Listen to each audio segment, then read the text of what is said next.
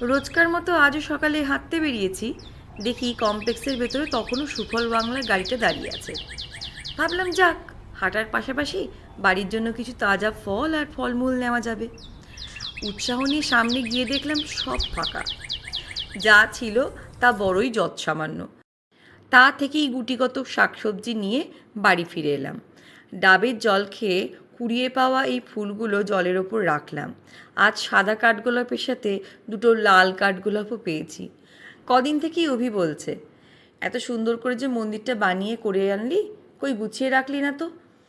আসলে এখন স্কুলে সকাল 10টার মধ্যে ঢুকতে হচ্ছে, স্কুলে পরীক্ষা শুরু হয়েছে। সকাল 10টায় ঢোকা মানে মোটামুটি 8:30 থেকেই তার প্রস্তুতি পর্ব শুরু হয়ে যাচ্ছে। 8:30টার আগে হেঁটে এসে বাড়ির টুকিটাকি কাজ সেরে এই ঠাকুর মন্দিরকে পরিষ্কার করে তাদের ঠাকুর রাখাটা খুবই সময় সাপেক্ষ।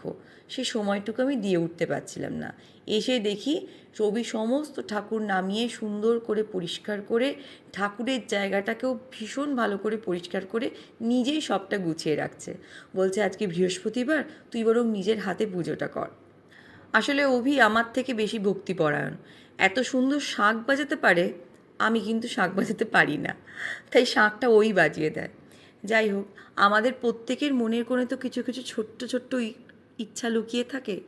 কখনো কোনোটা সাময়িক বা কখনো কোনোটা দীর্ঘদিনের জমিয়ে রাখা স্বাদ। তেমনই আমারও একটা স্বাদ ছিল যে আমার বাড়িতেও একটা ছোট্ট ঠাকুর মন্দির হবে, আর সেটা আমি সুন্দর করে পরিপাটি করে গুছিয়ে রাখবো। কাজের ব্যস্ততা, সময়ের অভাব, সঠিক প্ল্যানিংয়ের অভাবে এতদিন হয়ে ওঠেনি, কিন্তু মন থেকে চাইলে সত্যিই যে পথ খুঁজে পাওয়া যায় সেটা আবার অনুভব করলাম। কথায় বলে না, ইচ্ছে থাকলে উপায় হয়। আজ সব কাজ সরিয়ে রেখে মন থেকে পুজোটা করলাম।